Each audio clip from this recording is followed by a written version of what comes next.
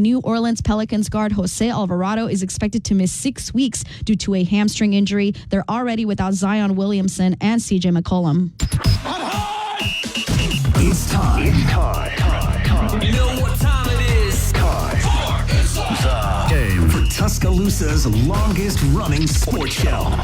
The biggest goal of our team, especially in the first half, we at Bama, we're trying to be the best. Always is to win a national championship. Something cool to look back on. We don't want to waste a failure. You're inside the game. John Mechie on the ground. Appreciate your interest in the game. On your home for Alabama sports. Alabama wins. Tide 100.9 and streaming on the Tide 100.9 app. Powered by Tuscaloosa Toyota. Now, here's your award-winning host, Ryan Fowler. It is Tuscaloosa Toyota that powers the program each and every day, and we are hiring. We are growing our winning team, and we're looking for people that will be sales pros, service advisors, very competitive pay plan, 401k with match, Blue Cross Blue Shield insurance, paid vacation, paid training. It is Tuscaloosa Toyota, and right now we're offering that Tundra as low as 2.99 APR with a $1,000 holiday Christmas bonus cash. It is the Tacoma also with a 2.99 APR with a $1,000 holiday bonus cash. And if you want to see the dealer for complete details, including that 2025 Camry as low as 3.99 APR, check out the inventory online at TuscaloosaToyota.com. We're going to do a Southern Ale House score prediction day today. It's Alabama-Mercer, but we're not done with LSU-Alabama. I feel like that we're still going to talk about that. We're going to talk about it with Mike Detillier coming up in just a couple of minutes. Mike Detillier, WWL, the Big 870 from an LSU perspective.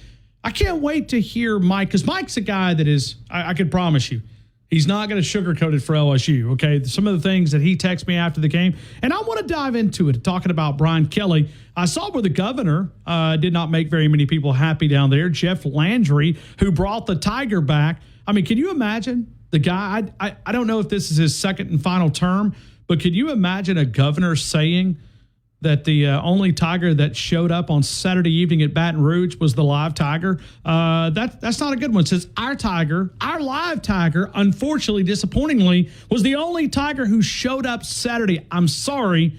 Landry trolled a little crowd there Monday night in Metairie at a Politics with a Punch. Man, that was big. That's big. So the governor of the state of Louisiana, well, he was right, though. It was the only Tiger that showed up, and he couldn't do anything about Alabama. He couldn't do anything about Jalen Milroe. What a big day. Jalen Milroe also getting some recognition on multiple different accounts. Joseph, where you at? Joseph. Hey, Joseph. Hey, negative Joseph. Where are you? You working late again? You working late? Davey O'Brien, semifinalist. Maxwell, semifinalist. And a guy that was the AP Offensive Player of the Week, SEC. Oh, I know, Joseph. You're having to work late. How convenient. Well, you know, he called into my show the other day. Yeah, what did he say? What did he say? I mean, what was? I mean, he's been calling in the last couple of weeks because it hasn't been going great, and he doesn't believe in Jalen Milroe. But Joseph, we're looking for you. Not Super Joe. Don't confuse that. Super Joe is a big supporter. But Joseph, you know, hey, you make those type of comments, we're ready to call you out. What did he say, though, Wyatt, when he called in? I mean, he said that, you know, it was good. He was happy. He's an Alabama fan, so he's happy about the win. But, you know, we need a quarterback that can really throw the ball because Jalen didn't throw the ball. So what happens when we run into a team that's going to stop the Jalen Milroe rushing attack? Can he throw the ball then?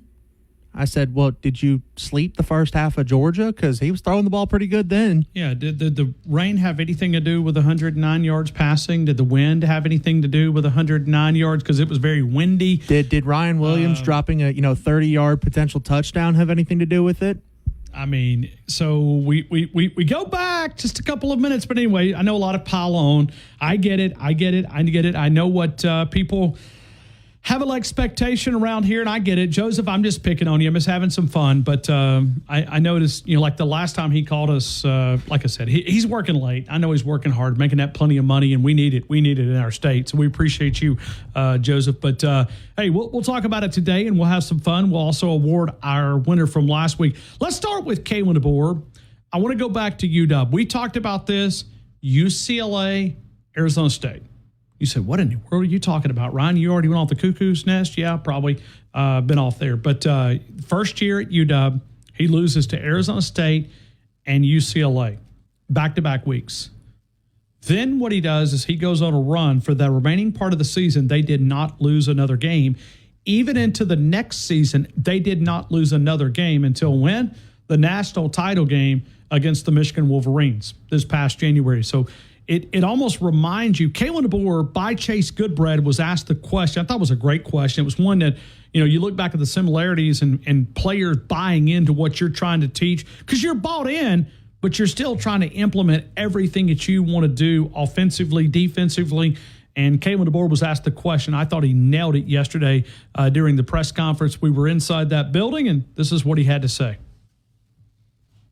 Our experiences that we have individually, right? We always remember them and the learning moments that you go through.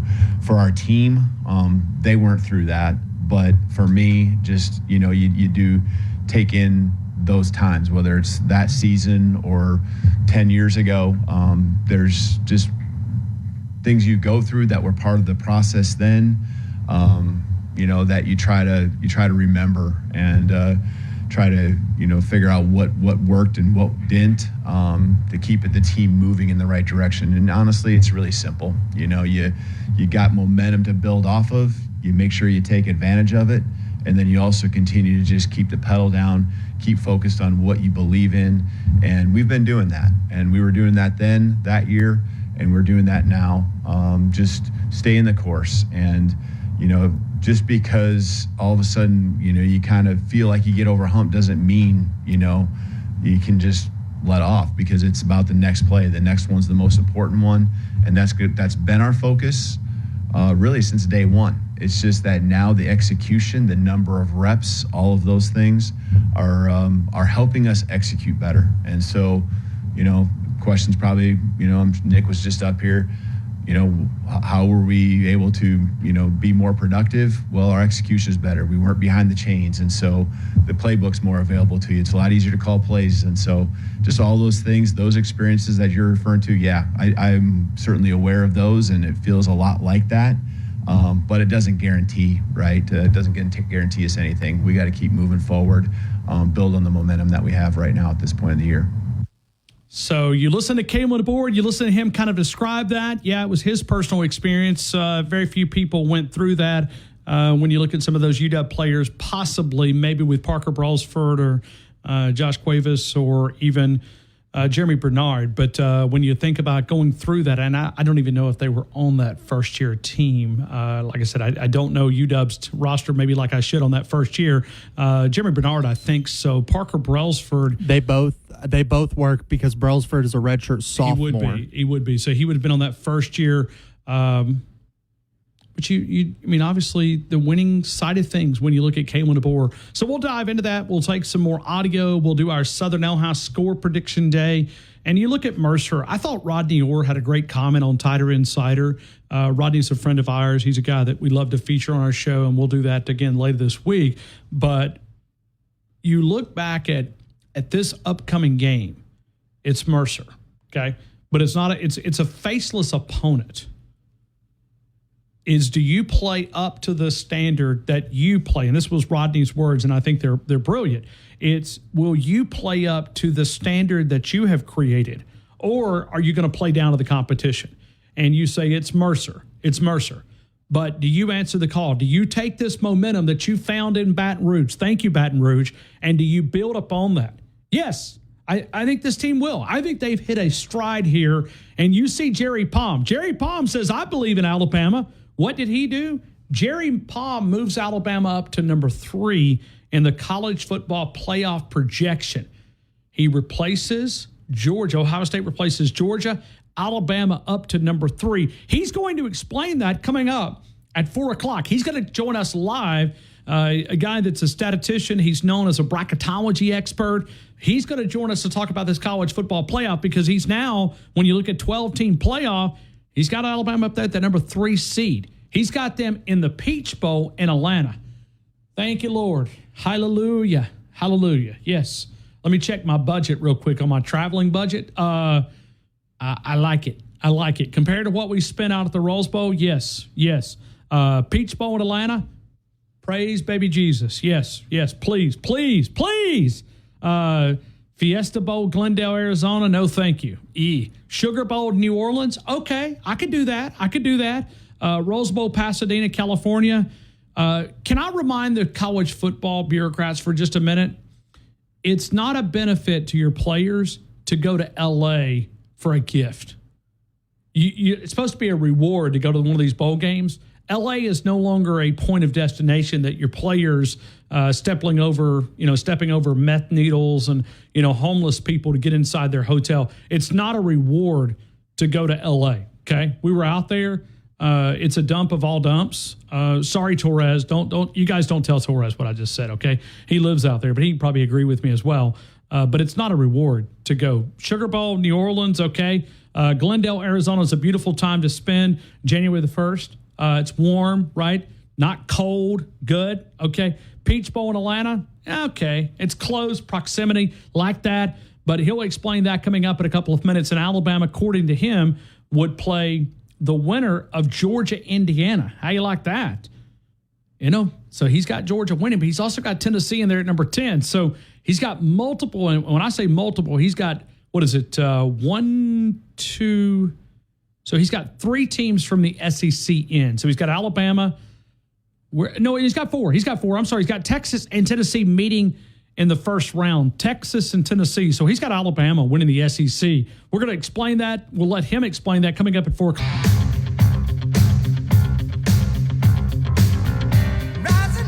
It's Burger Day at Southern Ale House. Southern Ale House Score Prediction Day. We'll take your predictions coming up in a couple of minutes. We do have a lot of guests tomorrow, so I would definitely try to squeeze in today if you get the opportunity. 205-342-9904. Right now, we're going to Mike Detillier, WWL, the big AM and FM, the historic station there in New Orleans. He's the PM Afternoon Drive host. Mike Detillier, welcome back to T-Town.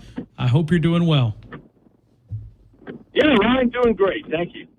Mike, I got to get your thoughts. I don't want to box you in. What'd you think about Alabama and LSU? A lot was made, Ryan, before the game. LSU had not brought out Mike the Tiger since 2015. Well, Mike ain't crazy about leaving his multi-million-dollar mansion and going on that ride. So they hauled in Omar. Omar Bradley's his name, the Tiger from Florida. And I said this on the air that night. The governor better watch out. He might be charged with animal cruelty to have that Tiger watch what he saw Saturday night. That was a complete embarrassment. In my 40 years covering LSU, that's on the Mount Rushmore of losses.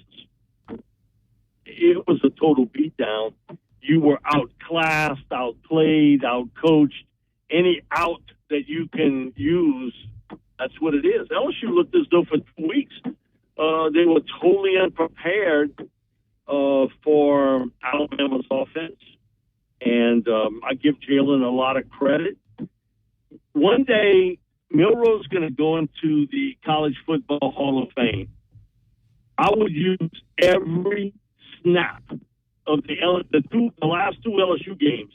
That'll get him in all by himself, just with those 2.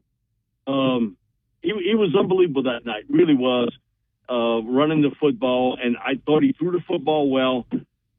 Early on, they challenged LSU's corners. He got it to Ryan Williams, and boy, once he threw the deep ball, and it just missed.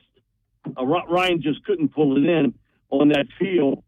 LSU's defense almost seemed to be in shock of what happened. But, Ryan, it was a total beatdown, and an embarrassing loss for LSU. Primetime TV, and you had, I think, 33 high school recruits there. Ooh, wow. I think 8 of the top 50 players in the country. That's what they watched. But I will say this, there's a saving grace to that. Because Paul Favorite, who works with us, he was like, man, that ain't a good thing to have recruits see that. I say, Fave, I'm going to tell you this. After watching that, those 17-year-old guys are saying, man, if I come to LSU, I can play right away. I know I can play as well as some of those guys. But, hey, you're going to laugh about it because, to play that bad in that setting, hey, you weren't prepared. And you got to give Alabama credit. They were prepared. They were focused. It was a business trip for them, and it was a successful one. Mike, I know that Brian Kelly's got this big contract, and I predicted that he would win a national title in his first 5 years at LSU. I don't feel as confident in my prediction. Where is Brian Kelly's status with those LSU fans, understanding that he's got a big contract and it's fully guaranteed? Yeah, he's hooked for 7 more years, and it's $10 million a year, right? So Brian Kelly ain't going anywhere. Yeah. Not going anywhere. And there's a lot of angst about this because, Brian, when you look at the last 3 games, they could end up with a 9-3 record. You got Florida, was not very good. Now, Vanderbilt, they kind of got brought down to earth a little bit this week. We'll see what kind of mindset LSU is for that game. And then you play Oklahoma. A win in a bowl game gets you 10. But LSU fans, their deal is, man, so what? We're not in the final 12. We're not in there. That's what we paid Brian Kelly $10 million a year to do. And I'm sure he was fed this by Brian Kelly, but for Kirk Herbstreit to say, well, there's a lack of talent on this team. My thing is, Brian Kelly has been in charge of this team for 3 years with a transfer portal. You can't blame that on Coach O. Now, your boy Matt Moscona, he still does. And I'm going to tell him, how can Orgeron be the problem? He's had 3 years. How is he blaming it on Coach O? Ask Matt. He'll tell you. I'll let him explain it. But, man, listen, Matt and I, we partners. Well, sure. I'm buddies with him, too, yeah. But that part, I totally disagree with him with. Anytime there's a major coaching change, how many guys y'all lost in the spring? Alabama. Well, there's 40 new players on the roster that was not a part of last year's roster. I think it's 26 players, I think was the portal entry count. I think it was 26. 26. 40 total new players on this roster. There's 40 new players that are on this roster that were not a part of last year's team. Okay. That's a big chunk of your roster that's going. And listen, that's the land we live in. That any type of coaching change, you're going to have people leave. Hey, that guy didn't bring me here. I'm going somewhere else. And that's what happens. But this is Brian Kelly's team. Other than Jaden Daniels, tell me in the last 3 years, one big-time transfer got LSU. And especially, I'm going to ask on defense. They have hit that portal hard. None. Yeah, I was sitting here going, I can't think of one. No. Now, Braden Swinson, I do give him credit. He has played well this year, but he did nothing after he transferred from Oregon last year. He was basically kind of 8 to 10 plays a game. This year he's made an impact, but that's it. So listen, did you strike gold with Jaden? But man, they brought in 7 transfer defensive linemen. None of those guys impact players. They have brought in 11 secondary people. Name me one that's an impact there. So who's to blame for that? If I'm Brian Kelly, I got to take a long look at feeding me this information. I think they've done a really good job in the high school ranks. In Louisiana's fertile ground for high school players. I think where the ball's been dropped has been is land, other than Jaden Daniels, big-time players out of the transfer, and especially on defense. So, Ryan, you kind of stuck in that spot. They got a signature class. I think that's one of the top 2 or 3, depending on who ratings you look at, for 2025. But, you know, are you going to ask those freshman guys to come in? Now, some will. In some positions, you can play them. But not all. You got to hit in the transfer portal. And I think that is crux to it with Brian. He has not been able to hit on that. Who's giving you this information? Kelly's not going, you know, he's involved in the recruitment, but, you know, the recruiting coordinator has to be able to feed you the right information on players. Hasn't happened in the transfer portal. Hasn't. So, you know, I think where Alabama won was up front. They were better offensive, defensive line. And that was obvious in that football game. But when we brought you on, you interrupted a little debate Herb Tyler and I had. Because Herb was that LSU had more talent than Alabama. And so you caught the end of it. My thing is, if LSU got more talent than Alabama, how come Alabama's favorite and you at home? Explain me that. Vegas wouldn't buy it. Vegas was not buying it. No. And you answered it right. Because I asked you, who's got more talent? And you said, you know, it's close, but I would go with Alabama. And you answered exactly like I did. That was a path for victory for LSU. I thought, you know, maybe you could go after that secondary and hit some big plays. I mean, it's not like you playing somebody you don't know about in Jalen Milroe. But, you know, nothing worked right in that game, and they looked totally unprepared to play against. And this is the worst thing in the world for me. I sort of know when I play Oregon what I'm going to get. When I play Ohio State, I sort of know what I'm going to get. Same thing, too, with Texas. Every once in a while, they may have an El Stinko game, but you pretty much, you know what you're going to get. You and I both agreed. Both these teams are flawed, and you never know about a flawed team.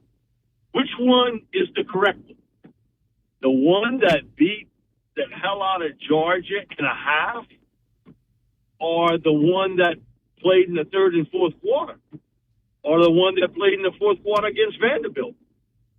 For LSU, it's sort of the same thing. Which LSU team would show up? Brian, those are the worst teams in the world to have to figure out. A flawed football team that has talent, but which one's going to show up? It's Dr. Jekyll, Mr. Hyde. And that's been LSU's deal all year long. Now, y'all caught parts of Jekyll and Hyde, but LSU's really had it. A half against South Carolina, where I still don't know how LSU won that game, to be honest. I have no idea.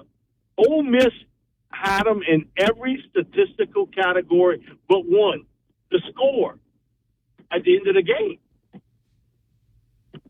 And so, and I told this to Herb, it's the worst thing if you're trying to evaluate a team. Which one shows up? We weren't sure about Alabama either now, I'll be honest. I don't think anybody could have predicted that type of win. But when you have a team that's got flaws, which one shows up? Alabama showed up. LSU still waiting to get on the bus because they didn't show up for that game. And Alabama beat the hell out of them. Mike, I want to ask you if this governor, is he in his second and final term? Because he's got a lot of these LSU. He's got to run again? First year. No, it's his first year. So he's got to. He just won. Well, he's going to be a one-term governor. Something tells me his competition will use this. I mean, I know he was probably jokingly, but our live Tiger, unfortunately, disappointingly, was the only Tiger who showed up Saturday. I'm sorry, is what Jeff Landry said. Okay. And I know Governor Landry a little bit, and I started the speech. He was in the crowd, and because he was the last speaker, I was the second to last one. And I told him, I said, Governor Landry, I'm going to tell you this, and I've told it to other people. I got one thing when I go in the voting booth that I always remember. I'll never vote for a guy that has more coon-ass in his voice than me. and you checked the box. And he got a big kick out of that, and he laughed about it. Because it just popped in my mind. If you listen to him talk, he's a prairie Cajun, but he's got that, that Cajun accent to him. So he enjoyed the joke. He thought it was funny. But I don't get it. To me, Tiger, no Tiger. The Tigers that night, they were the Alabama Crimson Tide. They were the Tigers that night. Mike, you're an NFL draft evaluator. You have over 30 years of experience in writing draft guides. I know the doing the afternoon radio host in New Orleans has certainly brought your attention away from a lot of that, but you still understand talent. You understand what it takes. Where would you project Jalen Milroe in the NFL draft? Is he a early first rounder? Is he a first rounder? Does he fall? Just your thoughts in what you've seen, because there's certainly been some roller coaster to this season. One of the things I always say about the quarterback position, I learned this from Mayberry long ago. Mike Nutton trumps the quarterback spot, and he's right. And so what do you have in the NFL today? 12 to 14 teams looking to upgrade their quarterback position. I right now would rate him as a middle first-round pick. Okay. I think he will win the offseason too. They see the work ethic in this young man and his focus. Does he need to get better in certain spots? Yes. And my thing to work with him on would be the short intermediate throws. I think he throws the deeper ball better, the short intermediate. And so that is a lot to do with timing, with throwing on balance, and exercising your mind on second and third reads downfield. Because sometimes that first guy, he's going to be covered. I think Jalen's first instinct is, the first guy that's not covered, I'm running. Okay? You can get away with a little bit of that in the NFL, but not a lot of it. And even Jaden Daniels, he'll run every once in a while, but he don't run like he did at LSU.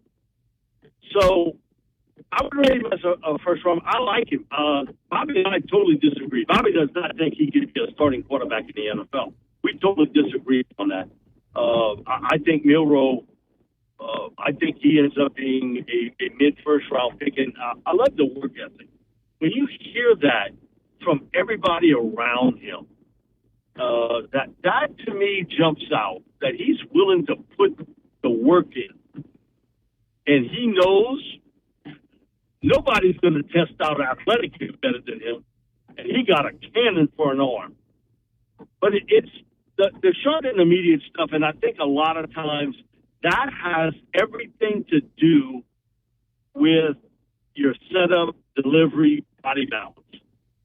I watched Peyton Manning, for so many years talk about it, and he's worked with a lot of the young men. I saw him work with Jalen, and the exact same thing.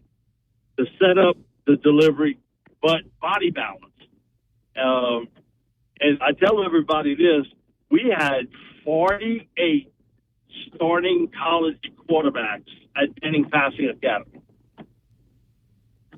Bill Belichick spent more time with Milroe than anybody else. Watch it. There's a reason. Okay, if he's not a starting quarterback, Belichick's walking away, right?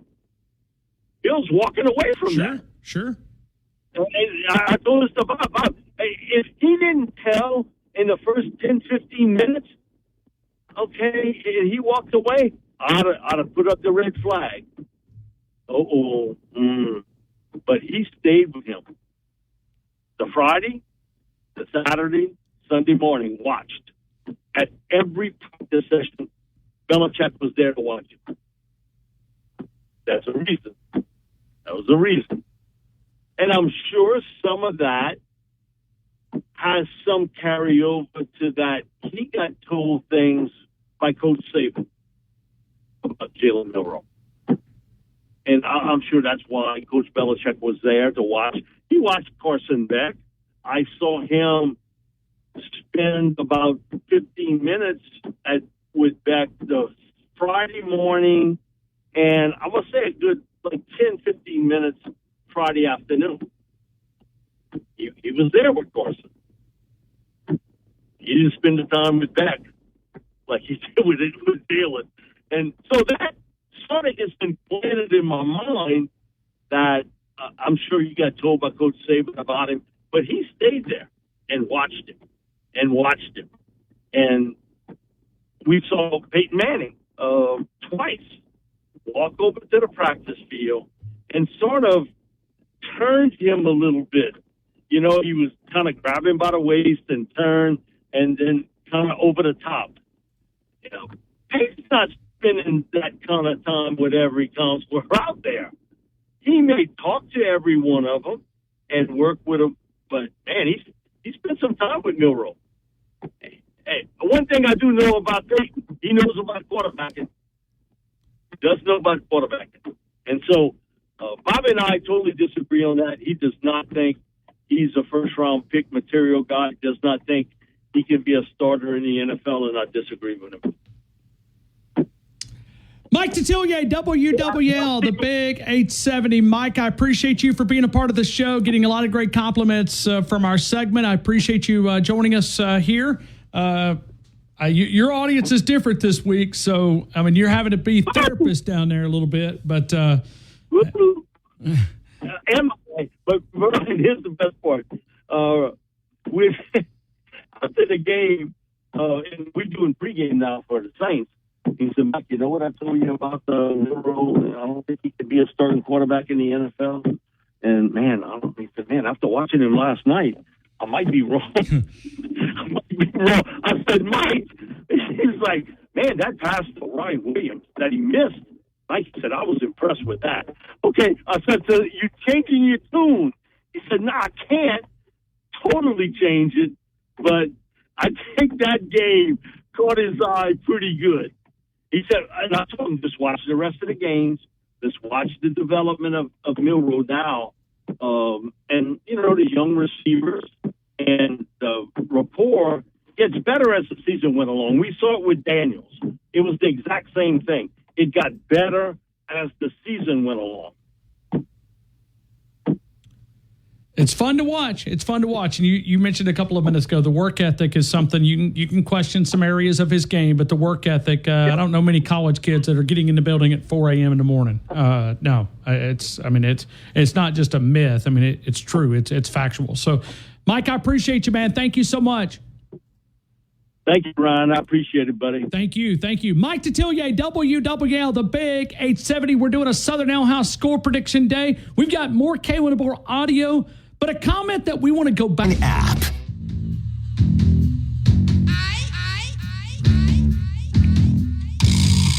All right, we welcome you right back into the game here in Tuscaloosa. Tide 100.9, 1230 WTBC, your home of Alabama Crimson Tide Sports. It's Rumsey Environmental. It's a one-stop shop serving West Alabama for all of your waste removal needs. When you have to know it's being done right, that's the time to call Rumsey Environmental, 205-248-0002. It's Rumsey Environmental. Let's continue with more phone calls, and we go here to Paul in Lincoln. Paul, we missed you yesterday during the celebration. I hope all is well.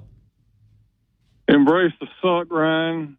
We can't forget that. Did they beat Bayou University? I thought it was scoreless going into the last 2 minutes of the game. I don't know if they ended up scoring or not. Yeah, it was a close call, but Spy scored the what was thought to be the winning touchdown, but got called back for unsportsmanlike conduct, and that doomed by. But they still suck, Ryan. They still suck. They have to suck. That's SAUCK, and the AU stands for the Auburn Tigers. What's going to happen if ULM gets them? Well, I can tell you that revival would break out at my house. So believe me, with this bunch down there, who knows? It could happen. I certainly don't think it will, but anything can happen down there in Lee County. So I can assure you that the next week when A&M comes to Lee County, you can that'll be their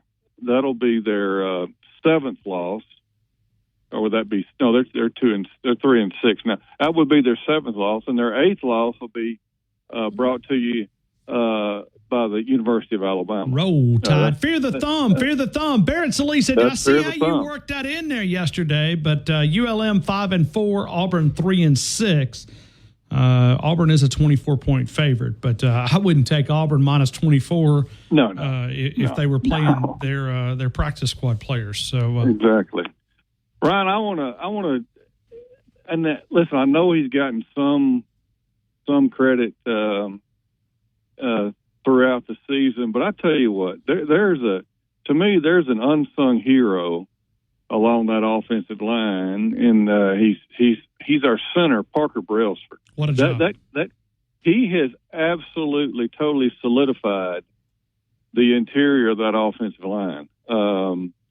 He is, and we kind of had questions about him with his size and everything, during spring, and then he missed quite a bit of spring, practically all of it, and there was questions about that as well. But I tell you what, he has really, really come on strong, and I'm telling you, to me. I haven't seen a whole lot of the centers across the country, but I would name him the best center in the country right now. This guy is solid, and I've really been impressed with him. Well, you got to go back. He was a Sean Alexander Freshman of the Year finalist or semifinalist. He was awarded, as a top guy, and we kept hearing Kalen DeBoer in several meetings that would say we're going to be fine. We're going to be fine. And all we would do is just trust him, right? I mean, he would say, we're going to be okay. We're going to be okay. And obviously everybody did. And look at that spot. I mean, that center has been just so consistent. And even when Geno Vandermark came in and snapped a ball a couple times throughout the year, I know one in the LSU game, his snaps were precise. So, when you can have a 6 offensive lineman that could play multiple different positions, that's a value too. And when Jaden Roberts went down, he slid to guard and played that. It's got to be kind of give Jalen peace of mind, knowing that for the most part, that snap is going to be right in his wheelhouse every snap, unlike last year, which it was kind of a crapshoot, whether it's going to be on the ground or, over his head. It was really, so that's got to give Jalen some peace of mind, knowing that snap is going to be right where he wants it.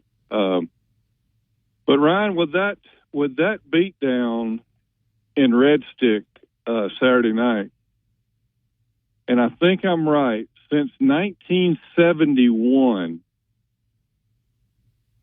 Alabama now is 23-4-1 on the Bayou.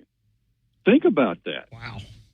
Think about that. 23 wins, 4 losses, and 1 tie. That's unheard of. That's unheard of, Ryan. And that is supposed to be, in some corners, the hardest place on this earth to play football or practically any sport. That stadium is one of the most feared stadiums in all of college football. Yet Alabama owns it. They absolutely own LSU in Red Stick. That's as impressive a record as anybody, an all-time record as anybody could ask for. It's unheard of how Alabama plays down there. Yeah, I agree. I agree. When you look at it, I mean, think about that.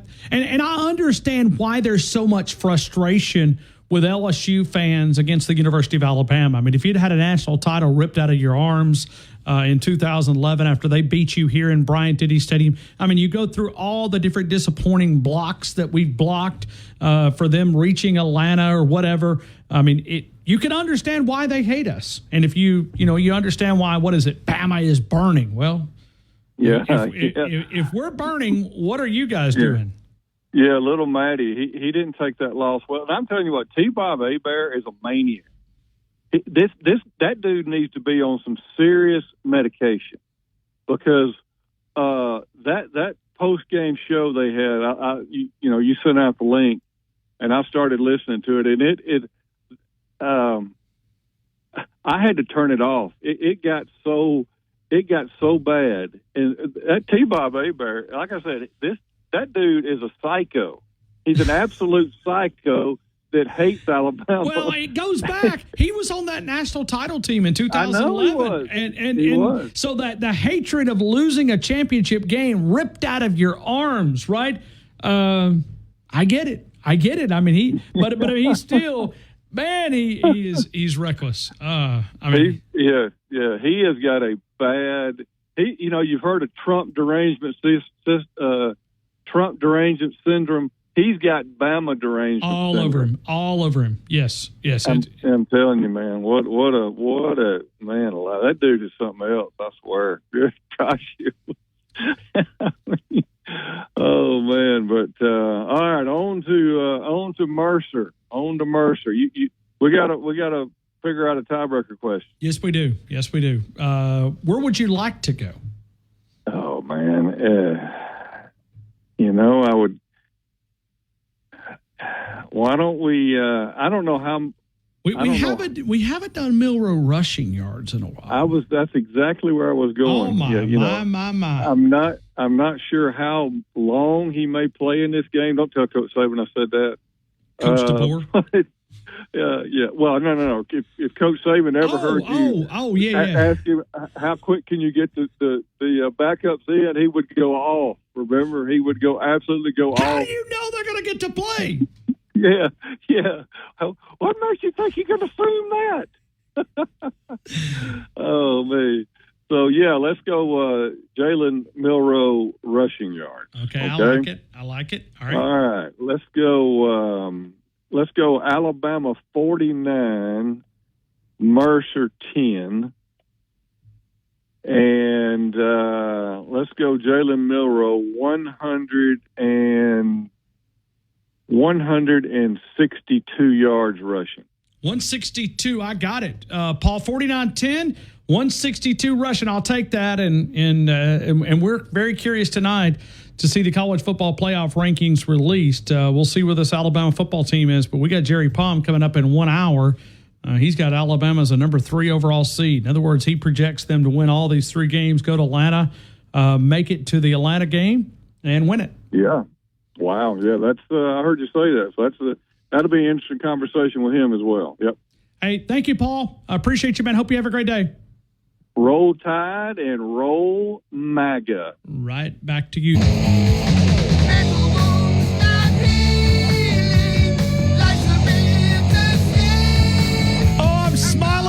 Because I just listened to a T-Bob rant. Alabama has created, the psychologists and the psychiatrists and the therapists down in that state, they need to send Kalen DeBoer a thank you note for what he's done for that state, okay? That state, yes.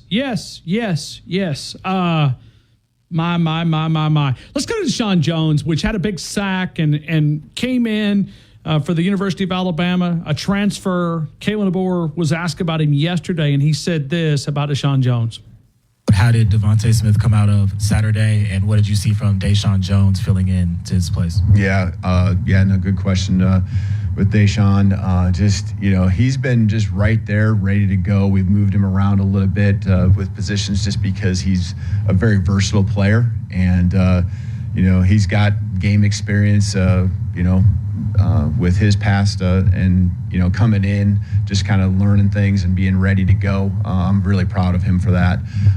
So I'm excited about his growth that he's had and the opportunities he's taken advantage of, like he did on Saturday. With Devontae, that would be something I think just throughout the week we'll continue to manage and kind of see where he's at. I haven't heard the update today, but I think he'll be fine as the week continues on. And Roll Tide, Kalen DeBoer. We'll come back to score predictions. Bubba, get ready. We're coming to you. Oh, I see the winner up on the call board. Oh, that's a little bit of a tease. We've got our winner from last week. Somebody believed in the Crimson Tide more than somebody else. We'll highlight that. Joe and Dothan, I see you, man. Very active. Get your butt off and give us a call. We hadn't heard from you in a few days. Maybe he's listening to us on the app, but he's sending the app messages. Joe, he said, I thought T-Bob was funny for about 5 minutes in. He compared to driving around listening to Dashboard Confessional, and she dumps you and goes back to, quote, Shad, like she always does. Ha, ha, ha. I nearly peed in my pants laughing at that part. I had to listen to it with nobody else could hear it because I was embarrassed that I was listening to it. Okay, I mean, it was reckless, right? I've got an audio clip that we have bleeped out, and all it sounds like is bleep, bleep. I mean, it's literally nonstop.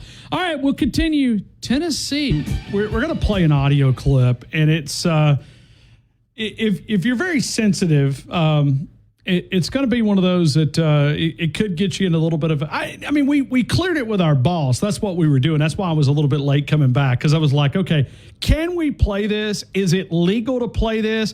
Okay. Because there's a lot of words that you can do a little guessing, okay? But this is what I'm talking about when, White, I sent you Gmail or Town Square? Town Square.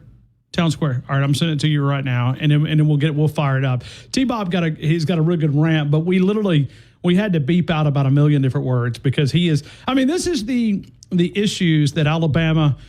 So if you're.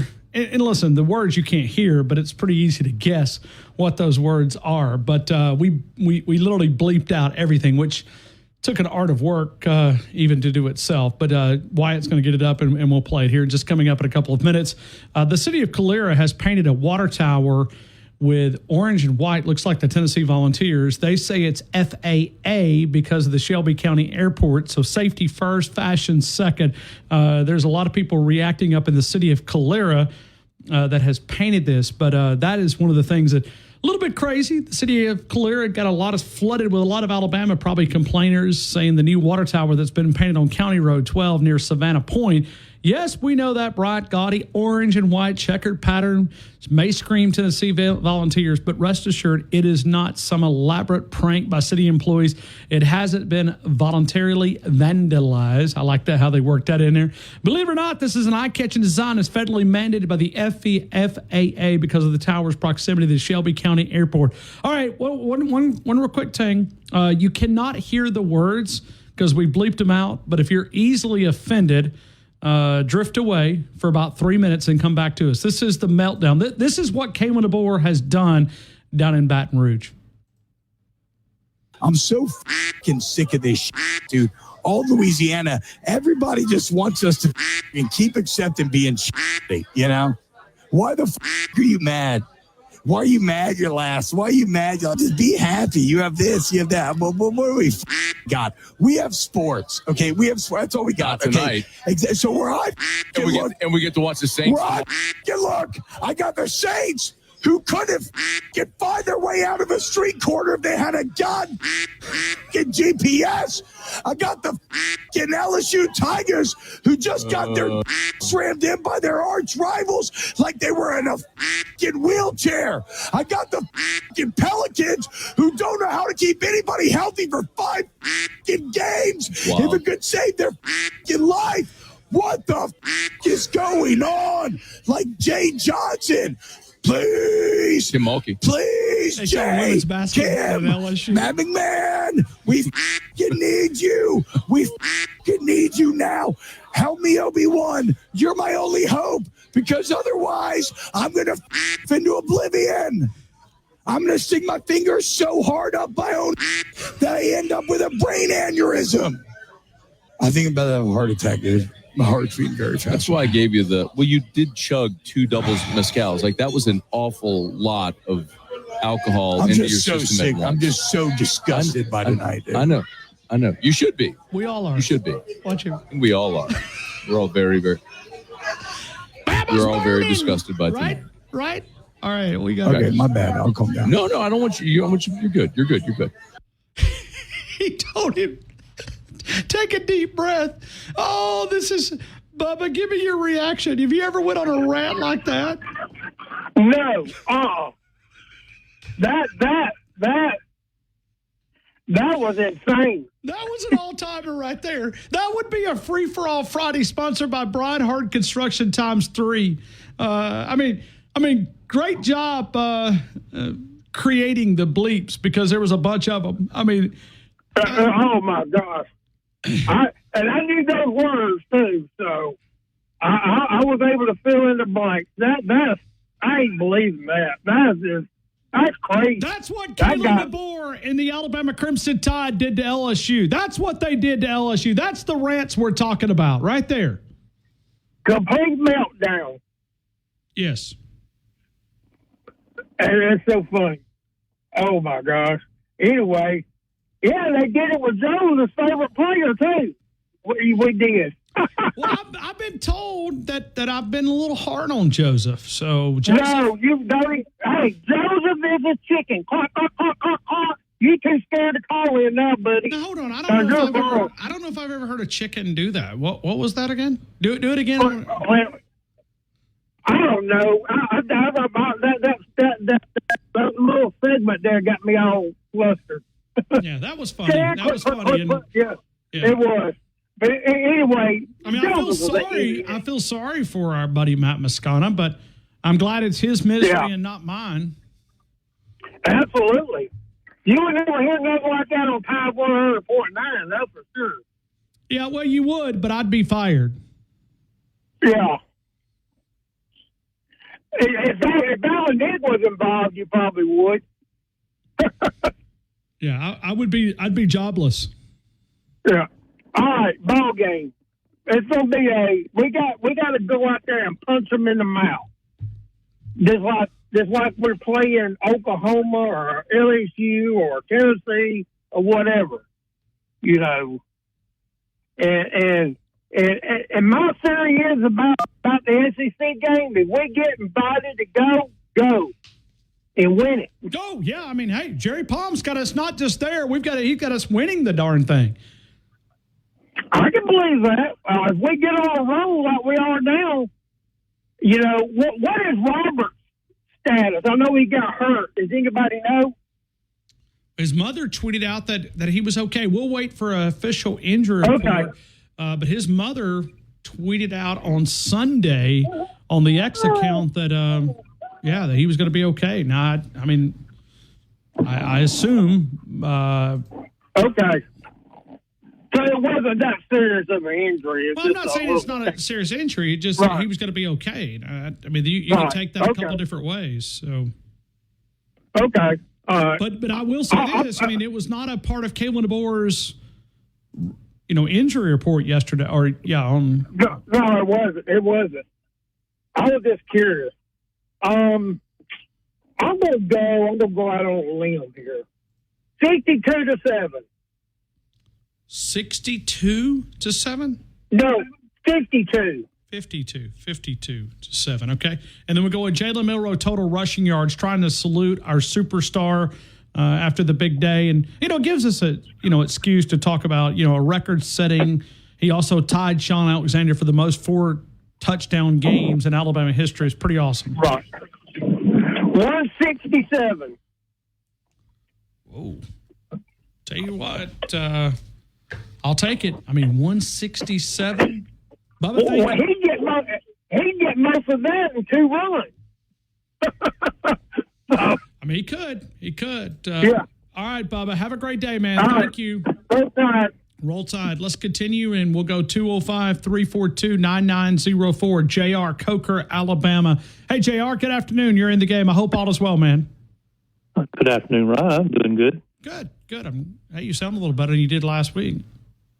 I don't remember last week. No, we didn't think you would. It was, I mean, I'm not sure if you remember this, but you called in, and we couldn't get you to stop yelling War Eagle. Now, I would remember if I did that. No, I mean, we kept trying to stop you, and I know you were so drunk that you didn't even know that, and I kept saying, I was not that bad drunk. JR, I kept saying, I thought you were an Alabama fan, and you would you would repeat Hugh Freeze is the greatest coach in the world. I mean, unless you pulled my leg a lot, but you're not going to pull it that much. No, unless this was AI JR, then it sounded like you. Mm-hmm. Well, that wasn't me. Okay. Well, must have been an AI. It must have been AI. You know what AI is, right? Artificial intelligence. Artificial intelligence. Yeah, by the way, people are going to have to be cautious out there because I see a lot of AI Kalen DeBoer. I see a lot of AI Kirby Smarts out there floating on Twitter. And we're sharing them. I see a little bit of that. Yeah, they're sharing them like they're real, guys. They're not real, but they're funny. They're funny, but some people can take them the wrong way, as the real thing. What'd you think about T-Bob's rant? Oh, I think he was a little light on the curse words, but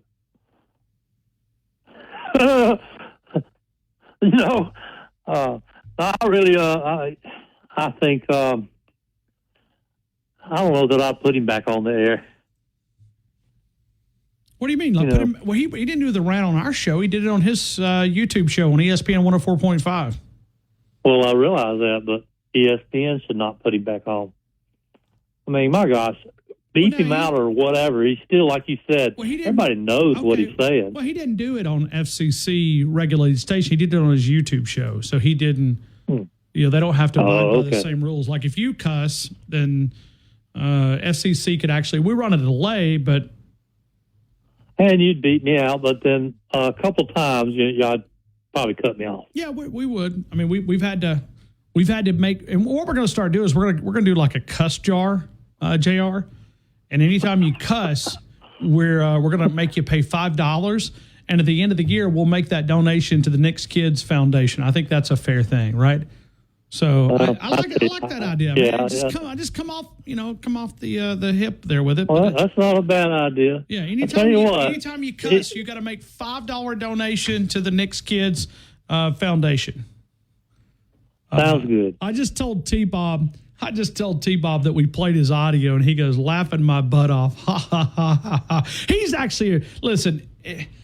T-Bob is a friend of mine. Okay, I texted him after the game, and here I am. This guy's going off on his rant. I said, hey, can I get a Roll Tide?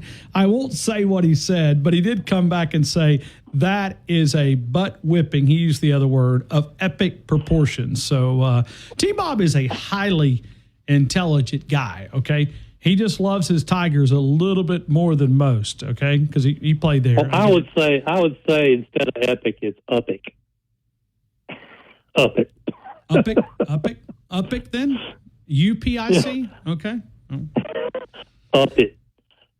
UPIT. Yup it. Up it. Okay. Up it. Up it. You're talking about A kicking. Okay. Yeah. Up it. Oh, up it. I got you up it. I was going, what is he talking about? It took me a little bit. You're a little slow on the curse adjectives there. Yeah, okay. Well, sounds like you've got experience in that up it department. I don't. No, it's funny the way he was saying it, so it just kind of came out that way. Yeah, epic. Anyway. But it was a beatdown. Thank you, Kalen DeBoer. Thank you.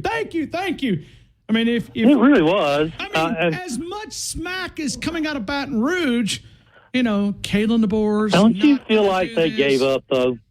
Don't you feel like they just gave? That's not my problem. They got their butt kicked, man. I don't care. If they did give up, then that tells me about Brian Kelly. Tells me about the culture that they've created. Exactly. Yeah. So if I don't feel like he's got much left. It's not going to let me celebrate that game even less if they give. Matter of fact, it may amp it up if they gave up. Another question. Change shift here. Shift you gears. give up against, as he said, one of your big rivals, the team that you look up to. You give up in that game? You mail it in? Brian Kelly, you may have bigger problems than what I thought if that's the truth. And got you all riled up, don't I? Yeah, you do, JR. I'm sorry. I better calm down. I'm going to go on a T-Bob rant. My bad. I got to change. Let's shift gears into something else. What do you think about Alabama's chances to make the college, not the college football playoff, but the SEC championship game? Well, I'll tell you what. We've got an analytic guy coming up here in just a couple of minutes, at about 40 minutes away, top of the hour. He has Alabama at a high pretty rankings here. I mean, the college football power index. I'll say this: we've got our college football playoff announcement as far as the rankings. I want to see where Alabama is at later this evening. What do you think? I think they jump. I think White and I were talking about this off the air. I think you're going to see them number 8, probably 8, and I don't think they're going to do anything with BYU. But Utah had them beat, guys. I'm telling you, there was and it was a bad call. That was the AD that came in. You know what? It doesn't matter. Let them stay up there. They're going to get beat down when they get in the playoffs. That's just the way it's going to be. But I mean, I want our playoff position. But going back to winning the conference, okay? Alabama now, because of that win at LSU, the football power index has been updated. Let's just go through some of those metrics. I think they're intriguing. They have Jaisha. Excuse me? Hold on a minute. Jaisha, go to ESPN.com. Go to the college football tab. Go to rankings and go to the football power index. Am I looking at this? They're number 8. They're number 8 in that. No. That's the AP poll and some of this other. Jaisha, you tell me if I'm seeing the right thing. Am I seeing the right thing, Jaisha? I believe we both are seeing the correct thing. Okay, they have just updated their football power index. JR, where do you think Alabama is on the football power index? In other words, they're projecting not where they're at currently, but where they will be at the end of the season. Number 5. No, sir. Up. 3. Up. 2. Up.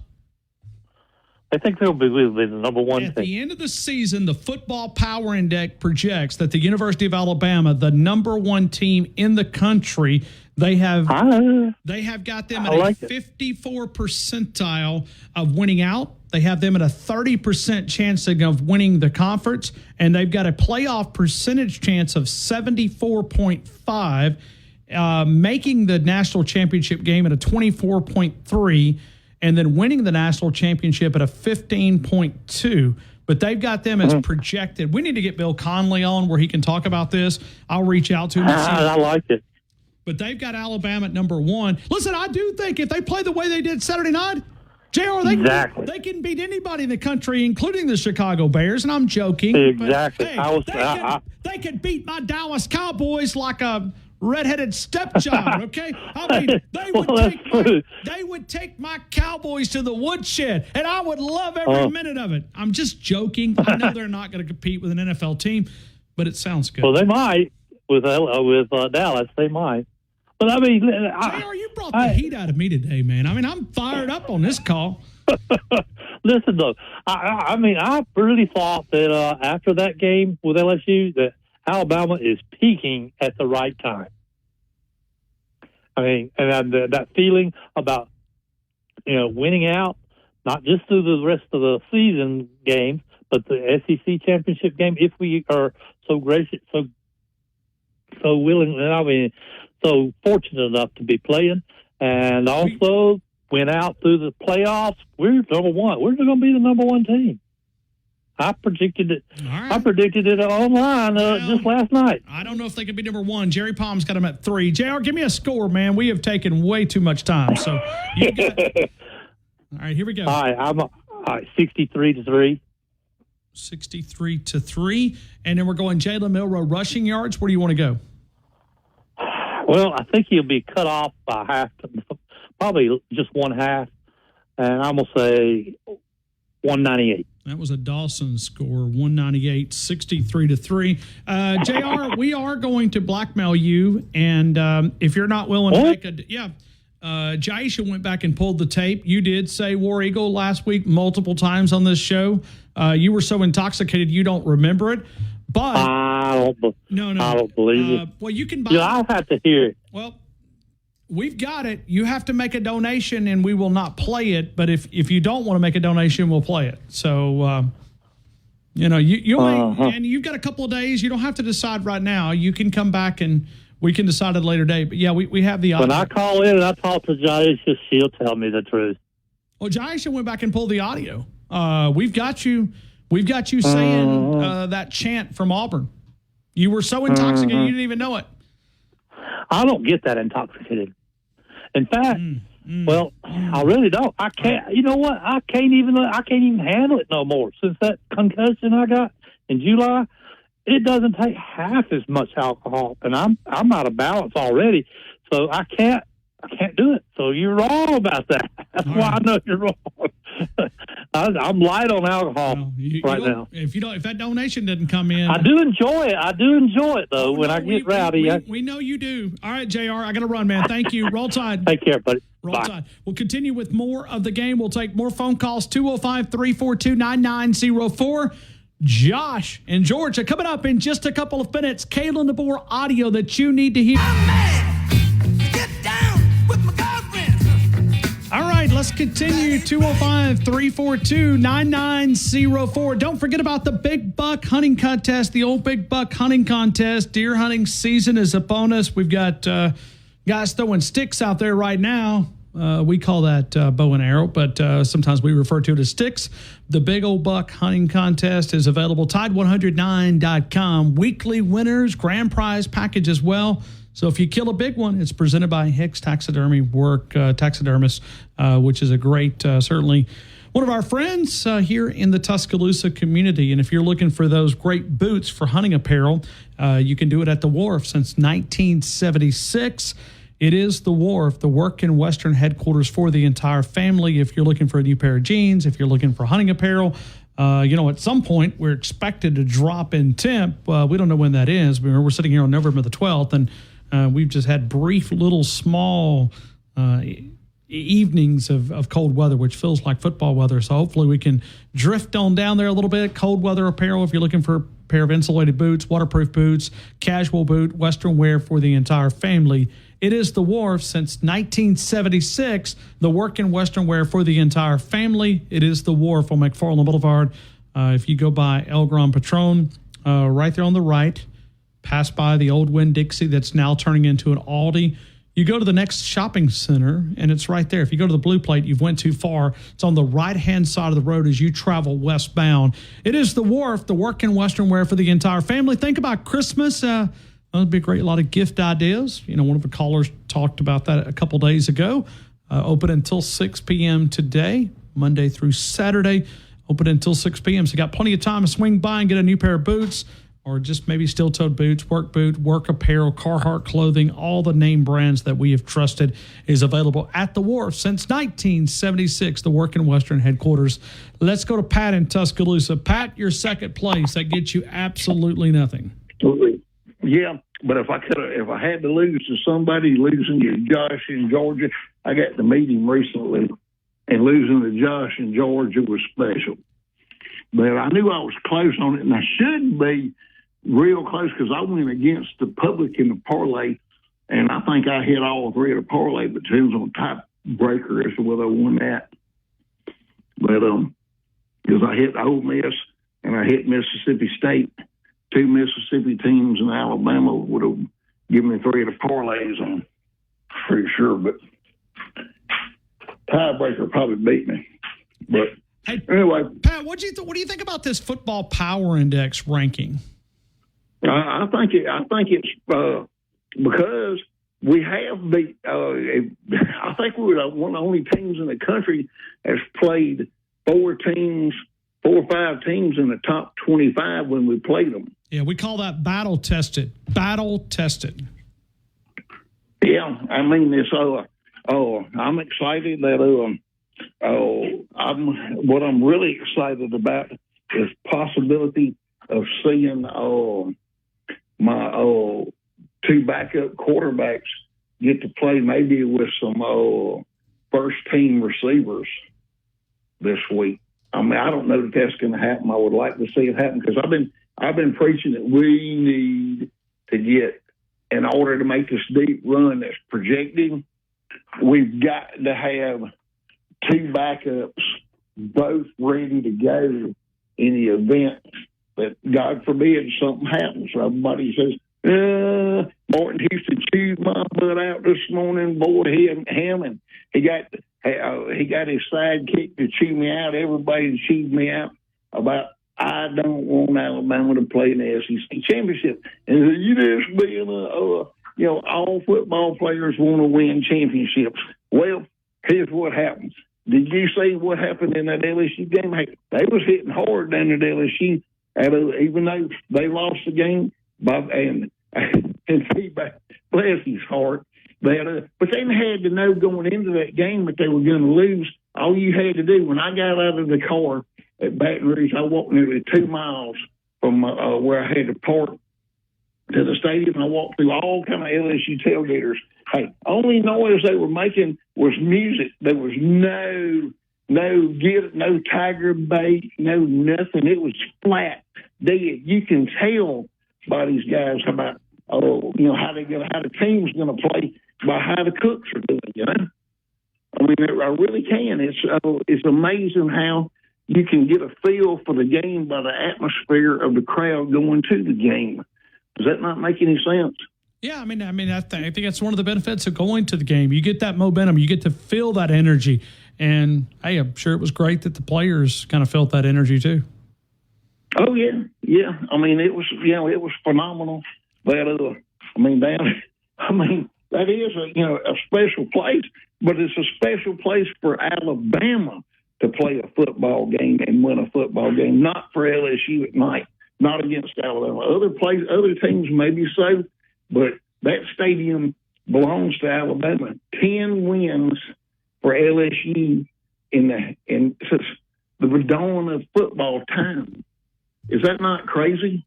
That's a crazy statistic. It is. It's mind-blowing. Is there another, and I'm talking about big boy college football, right? Big boy college football.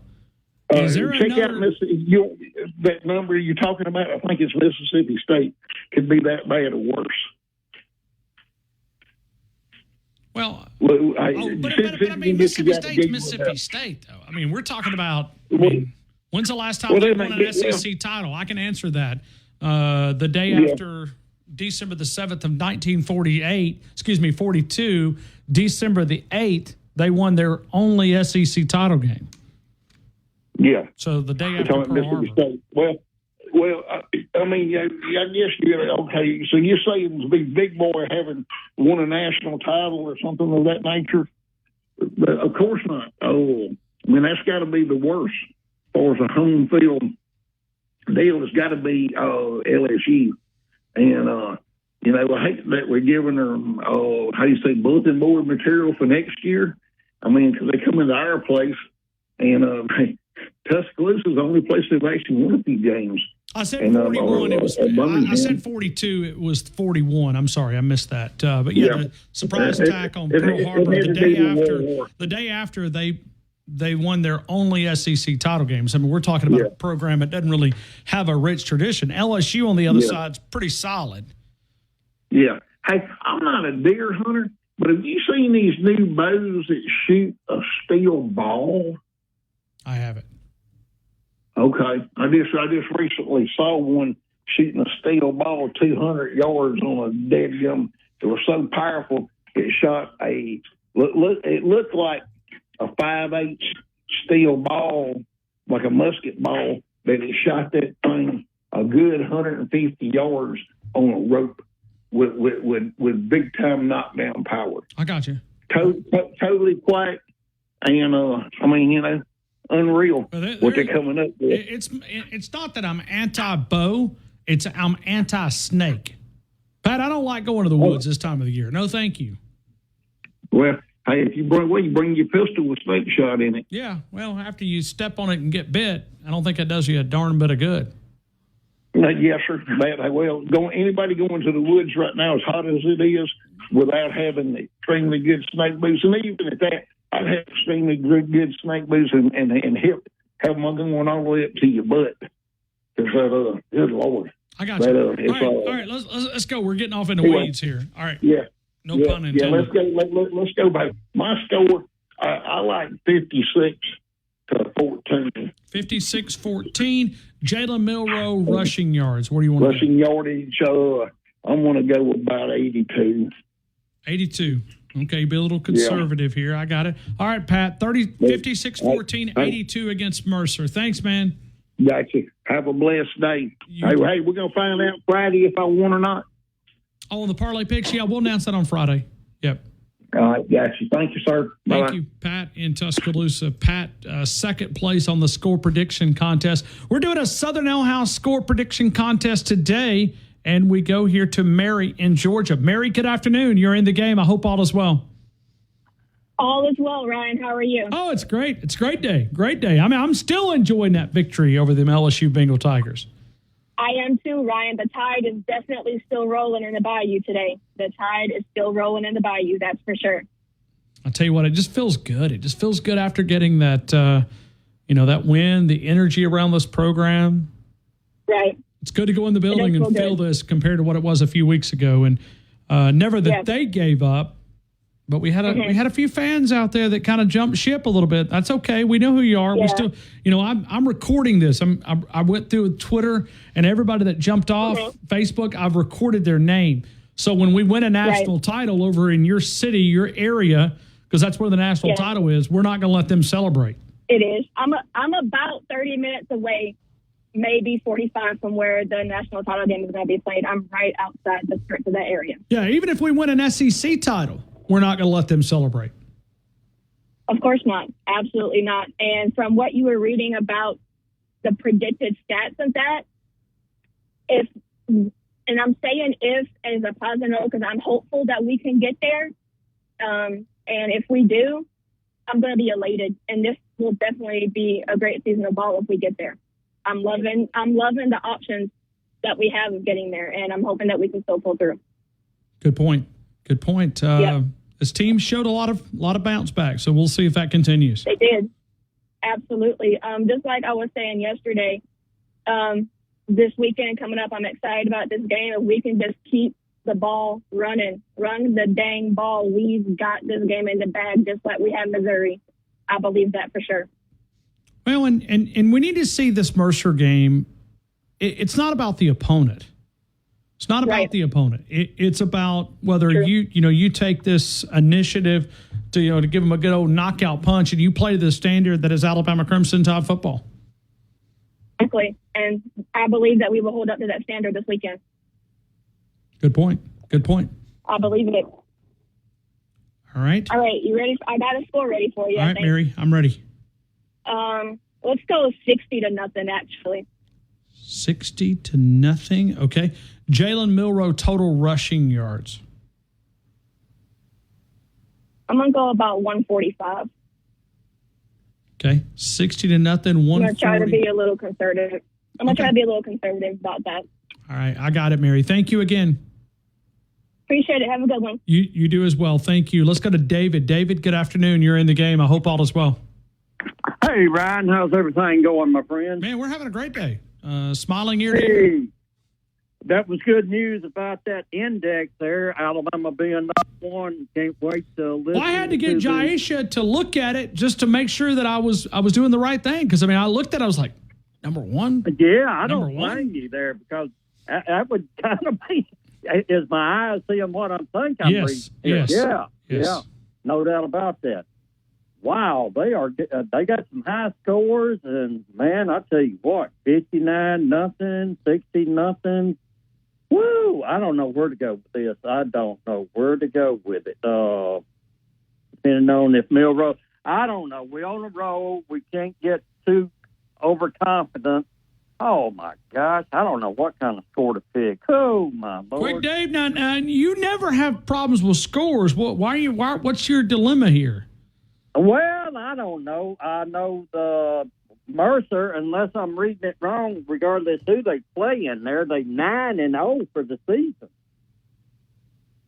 9-0 for the season. 9-1. 10 points. I mean, they won the game for themselves, but I don't know. I'm kind of confused there. Holy moly. I am confused there. And I don't even know what to talk about. I tried to get the index going. I lost out on that. Well, no, I thought you nailed it with the Power Football Index, but yeah. Well, let's go. Let's see. Jumbo had a good one. I want to say Jumbo said 50. Well, Jumbo hasn't called in today. No, not Jumbo. Paul from Lincoln. That's right. Paul from Lincoln had a good one. Josh had a good one. Mary from Georgia had a good one. All of them's got good if you want to go in the 50s and the 60s.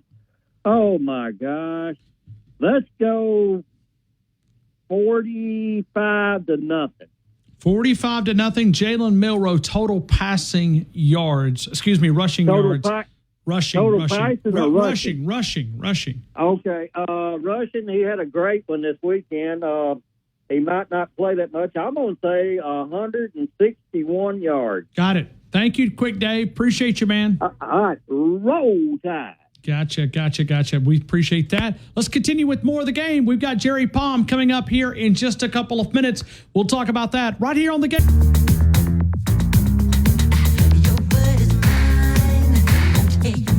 Hey, how about a little Nuke's Eatery? You looking for a great sandwich? Yes, sir. Absolutely. The double club, the Nuke's Q sandwich, the number one sandwich across the franchise. It is Nuke's Eatery, 205 University Boulevard. Close enough that you can smell the championships. How about a French tip sandwich? Absolutely.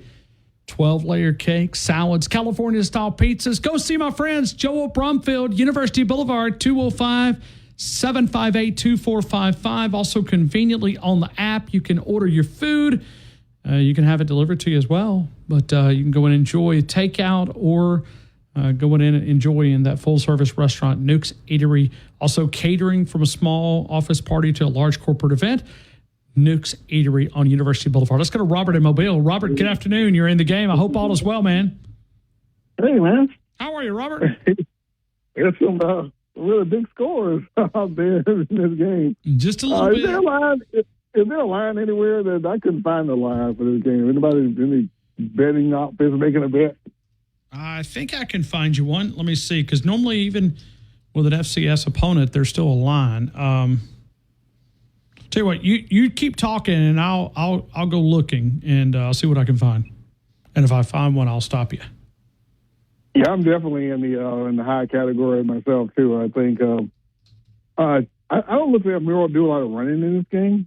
I think they'll try to try to establish a run with the running back to try to get them going better.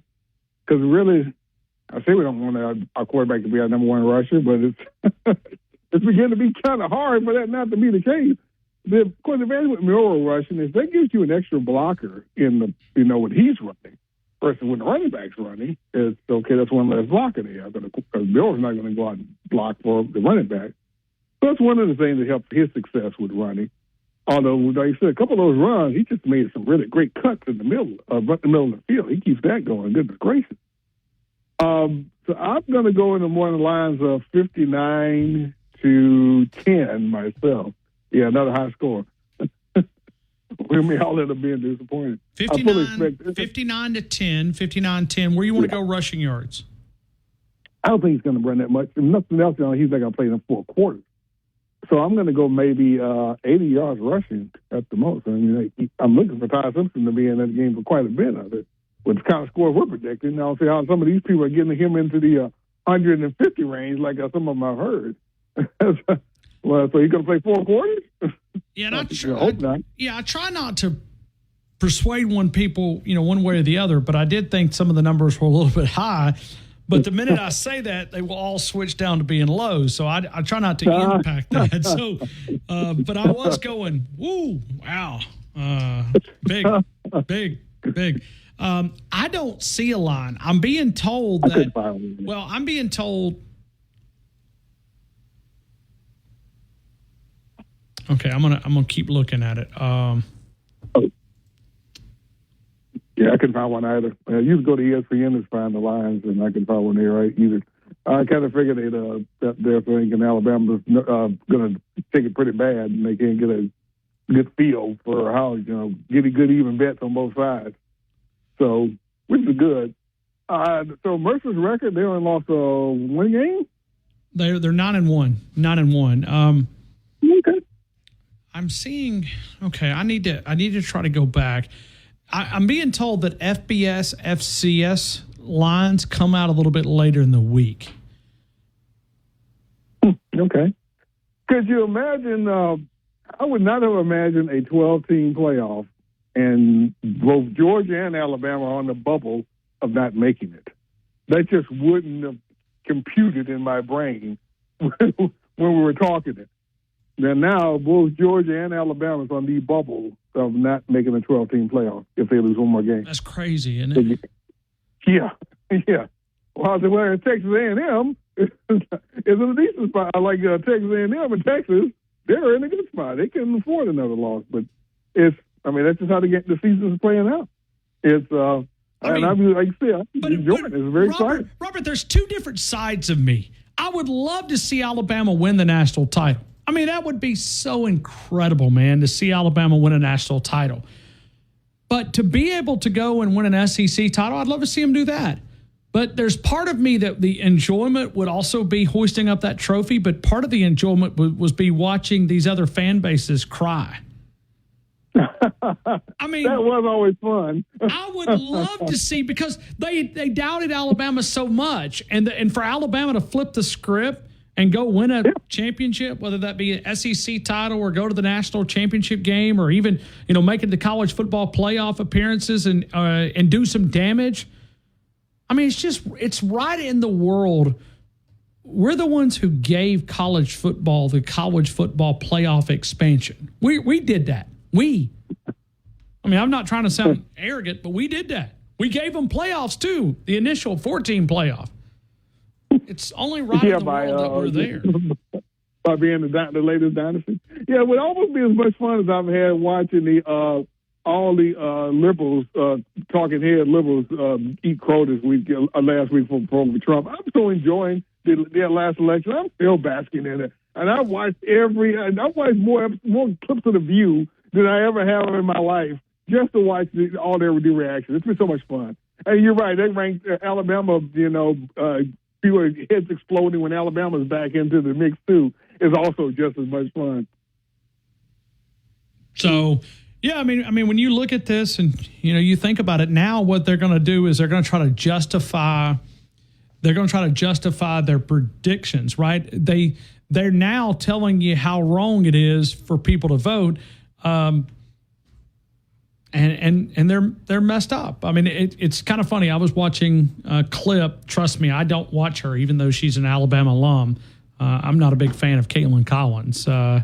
I think she showed a lot of disrespect to the office, and she's not a very, she's a very biased reporter that pretends to be unbiased. And I know she's a big Alabama fan. She tweets about Alabama nonstop, but she's a radical liberal that is, is a nut when you look at her political side of her. I'm sure she's a great person.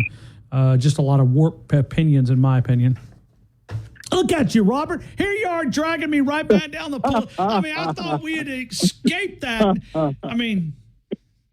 Oh, I'm gonna keep enjoying this all the way. It's kind of like a guy that's quit drinking and his buddy brings him a case of beer and says, "Are you sure?" Yeah. We're going to enjoy this all the way to, at least I am, all the way to the inauguration day. I'm just going to so enjoy it. But like I said, 12-team playoff, and we got both Alabama and Georgia on the bubble and not making it. Man, if Georgia, I mean, this week it comes out like with Alabama last week with LSU. It's coming down this weekend with Georgia. You don't. I mean, this is your game. I think if you win this year, I think you're pretty much in the playoffs. Of course, there are games left to play, same with Alabama too. I don't want to jinx us because we could mess it up in Oklahoma. Unlike many people, I'm totally writing Auburn off. They're just too terrible of a team. They're not a threat. They're just too bad. Oklahoma, yeah, there's a chance. If Jalen Milroe doesn't play the A game, we can still lose that. But right now, in my opinion, if Jalen Milroe's A game wins us a championship. If he plays his A game, I think we're the best team in college football. And so I think I believe he's going to play. Robert, being an engineer, you believing in what these people are selling us? Yeah, well, we've seen it. We've seen him when he's playing his A game. His A game is unstoppable. It's just keeping him there that can be tricky, but I believe he's going to stay there. And I want him off the field by third quarter. Before the fourth quarter in that Mercer game, I want him gone. I want him off the field, and I believe he'll be off. And then we'll see how he plays in Oklahoma. It's going to be another hostile environment, not nearly as crazy as Death Valley at night. But we'll see. But I think those Oklahoma fans will be hitting the exit early as well. But all right, man. I'll catch you later. Hey, thank you, Robert. We appreciate that. Let's break. We'll come back. We'll get to David on the other side, a different David. We'll continue with more of the game. Robert and Brookwood, I see you. We do have two lines available if you want to jump in. It's a Southern Ale House score prediction day. Don't wait until tomorrow, because tomorrow we do have, I think, 3 guests, maybe 4 that we're going to work in. We're going to talk to Brad Edwards. We're going to talk to Aaron Torres. We'll talk to Josh from College Football Nerds. And I think we may have one more. So if you want to wait to then, you're playing with fire. We'll take your scores, your predictions, Southern Ale House score prediction day. And right now at both locations, they're open to serve you. Dockside open for dinner tonight. Lunch and dinner options tomorrow at Southern Ale House, the original location. Also dinner for this evening, but also if you're thinking about lunch and dinner at Dockside, open on Thursday, Friday, Saturday, you can have both. And then on Sunday for brunch until 4 o'clock, but the original location is an option as well. And this week only, they're offering pecan pie bread pudding. I'm being told that Dana is the one that created this. That's what I'm being told. That's my sources. Sources tell me that she come up with this one. She did an amazing job. Pecan pie bread pudding. It's this time of the year that we love pecan pies, right? Pecan pie bread pudding knocked it out of the park. Today I went to lunch with a friend of mine and newest sponsor to our program that we'll be announcing here tomorrow. And we had a chance to sit down and talk about a lot of different things, just making sure that we're all on the same page. And he bought my lunch. And he walked out with a big piece of that pecan pie bread pudding. Pecan pie bread pudding, outstanding. You can get it at either location, 1530 McFarland Boulevard or Southern Ale House Dockside. We're going to come right back with more phone calls right here on the game. T-Town Tide 100.9, 1230 WTBC, your home of Alabama Crimson Tide Sports.